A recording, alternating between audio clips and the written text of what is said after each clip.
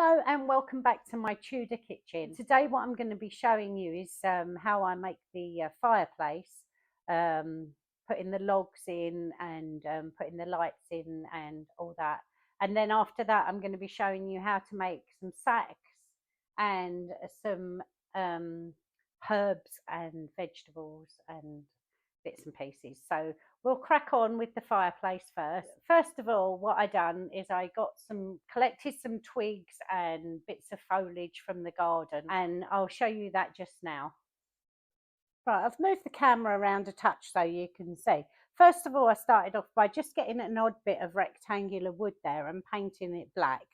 That'll be the base for my fire.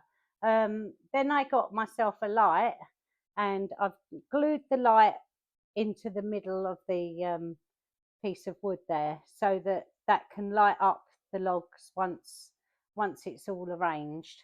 So we'll start with I collected some twigs from my garden and I'm cutting them up into random sizes, but really no bigger than 4 centimeters. So I'm cutting some a lot smaller, like just guessing. It doesn't have to be perfect, and I'm managing to cut this with a pair of scissors actually, so which is pretty good. There we are. So what I'll start off with is the bigger logs on the bottom and then gradually building it up so that we can have some smaller bits on the top. So to start off with, what we'll do is we'll get some bigger ones, and I've got myself a bit of glue here. I'm just using Gorilla Glue, and I'll put a bit of glue along the bottom of the log there, and then I'm just going to stick that at random onto my little board there. And then once I finish doing it all, I can slide the board into the fireplace, and then hopefully I'll have my fire looking good. So just randomly build this up.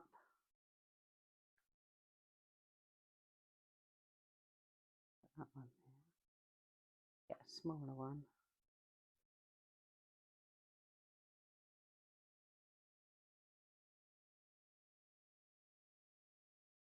So gradually as you build this up, it's going to come together.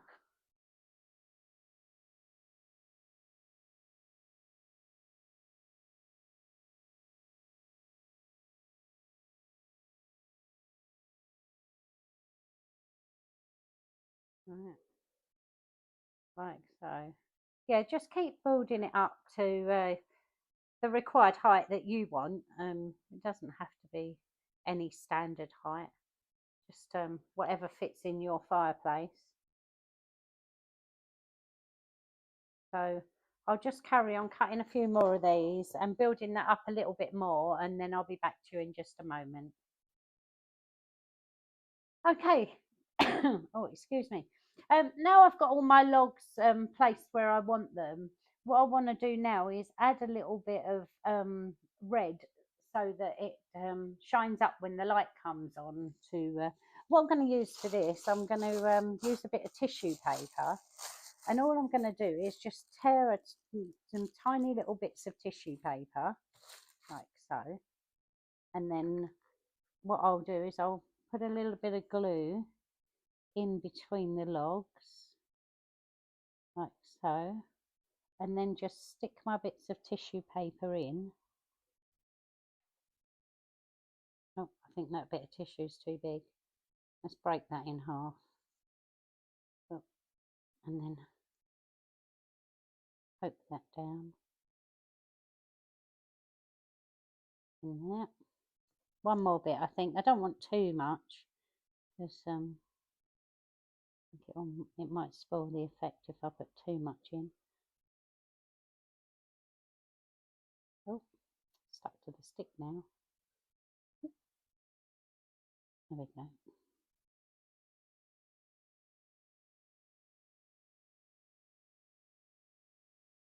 That's it. Okay. Now I think I'll just attach a battery to this just to see if what it looks like when it lights up. So bear with, and I'll just get a battery. Right, I've got my battery.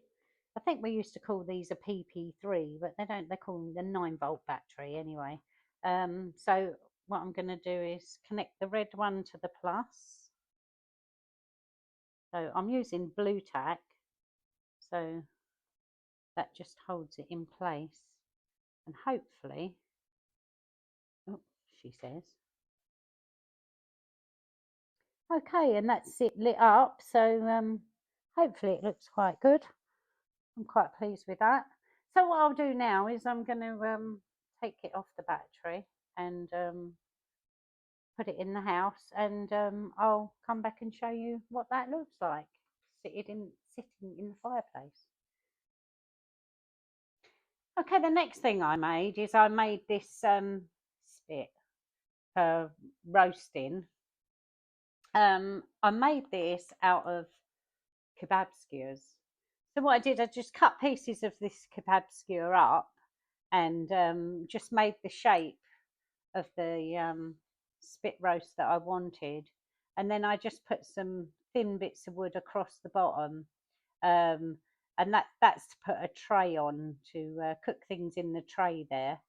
I made a spit handle there out of the same, all out of kebab skewers, and that handle then will sit on top there in the V's, and we'll turn the roast once I get a roast on there. So that will stand in the front of the fireplace, ready to take the food.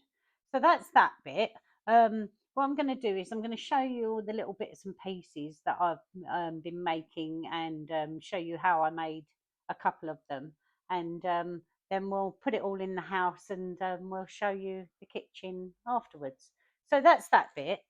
So I'll just pop that behind me for a minute. The next thing is I made some flour and potatoes and sacks, like for different bits and pieces. Um, these are the sacks there. All I've got to do is like obviously write on there at the minute, just to tell you what's in them. But this, I'll show you the principle of how I made these sacks. I got myself a piece of linen here, quite strong linen. I mean, you could use this linen. I'll just show you here. Got this material, or I've got a heavier sack material here, but this is quite thick. So I don't know. I might try and make a couple of bags out of this as well, because this is quite nice thick material. So we'll give that. I'll give that a go, and if I'm successful, I'll let you know. Right. So I just cut a strip of this linen here, and what I done is I put some fabric glue down both sides.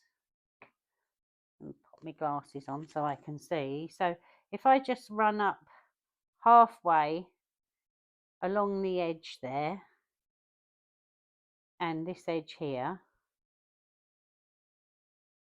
like so, and then I'll fold it in half and just press that together, and then I'll leave that to dry. So then we've got our sack shape. Once that's dry, then I turn it inside out. Just turn, once it's dry, it'll stick together. Turn it inside out, and once it's inside out, then you get your rectangle of your sack, and then I just get some twine on a thick darning needle, and just sew in and out, and then pull it together. So that makes the top there, and just tie a little bow. So I think that comes out quite well doing it like that, just making them little sacks. That's quite good. So that they're going to go in the house as well. So I'll pop them to one side, and then I'll make another sack with that. I'll finish that off once that's dried.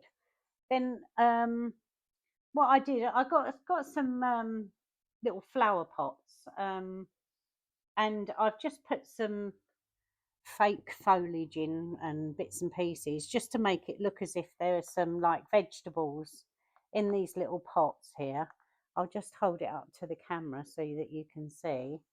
That's that one and that one. And then in this third one, where is it here? What I've done, I've made some like potatoes out of polymer clay, and I'm just going to glue them into this pot so it looks like we've got a pot of potatoes there as well. So I'm going to stand these next to the fireplace. On the other side of the fireplace, I've cut a lot more logs of wood and stacked them up at the side of the fireplace as like spare wood to stoke the fire. So that's what I've done with those. Also from the garden, I've been cutting some little bits and pieces, like off hedges and just collecting some little things that I could use for hanging herbs. I just snipped a few of these off and tied them together, and that's going to like hang as like herbs in the kitchen. So I thought that looked quite good, and I can do all different ones of those, so hopefully it'll look okay. So what I'm going to do now is I'm going to go to the house and I'm going to start sticking some of the stuff in that we've made, to make a start on the kitchen there and show you the fireplace lit up, and we'll take it from there. So see you in just a moment round at the house. Right, I've put my fireplace in. I hope you like it. I've lit it up for you. And I just want to show you the other logs that I made that I stacked up to the side of the fireplace there as spare logs for the fire. And also I made a little arm here out of, yet again, these kebab skewers. I made a little arm there and I bent up some wire to put a hook on it. So what I'm going to do with that is I've got a little kettle there. You can see that. And I'm going to hang that on that little hook over the fire. There. So that's my little kettle over the fire there. So what I'll do now is I'll put in my my spit, and that's going to stand in front of the fireplace there. So that's just going to stand there. And then in the corner over here, I'm going to put my sacks in the corner there. Stand them up in the stand that big one up in the corner, and then I'm going to put my little baskets of vegetables in front. So hopefully they'll look quite good once it's all put together. That's those bits there, so they can stand there. I quite like that. I've still got quite a lot more to do in here actually. I've got where did I put that? Oh yeah, my little herbs. What I've done is I've put some nails, some little tacks in the beams here, just to hang my herbs up like so. They're going to hang around in the kitchen, and over here I'm going to have a workstation over here. So I've put two little tacks in the shelf there, and I'm going to hang some kitchen cleavers. Oh, I've tied a little bit of string through the end of them so that they've got something to hang there. So these are two little meat cleavers I can hang up in there. Oh, see, more fingers and thumbs. Never mind. There we go. They can hang up just there. That's quite nice. Okay, that's those bits. What else have I got? Let's have a look. I can't remember where I put. I think I've got some more nails to put in actually, and I've got some more little bits and pieces, to hang up that look like herbs and stuff. Let's just put these other little sacks stand them up just randomly around.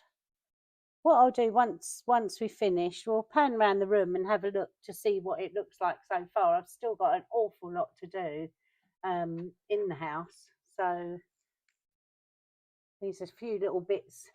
We attempted to make some bits and pieces on the potter's wheel out of clay, not very successfully, but it doesn't look too bad.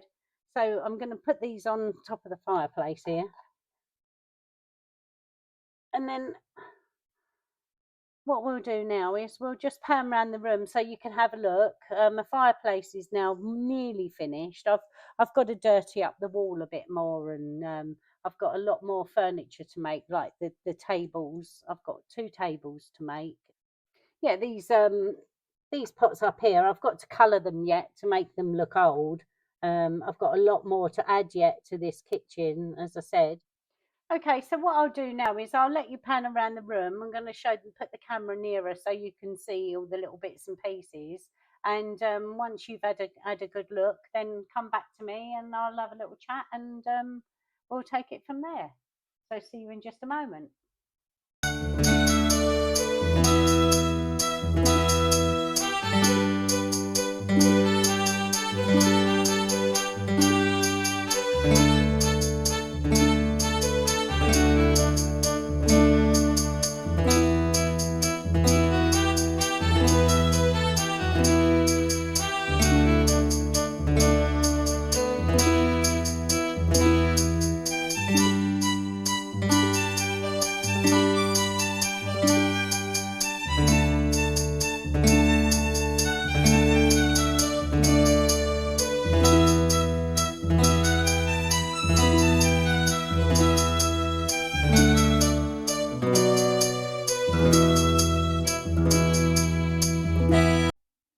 Thank you very much for watching my video, and thank you to all our new subscribers, much appreciated. Please join me for the next episode of my Tudor kitchen, where I'll be putting a lot more bits and pieces in. We'll be making the tables and the benches, and food to go in the kitchen, so that'll be exciting. Yeah, and please don't forget, subscribe, press that like button, and send me a comment, because I love to know what you think. And if you've got any ideas, that'll be much appreciated. So thank you very much once again, and hopefully I'll see you very soon. So thanks for watching. Bye bye now.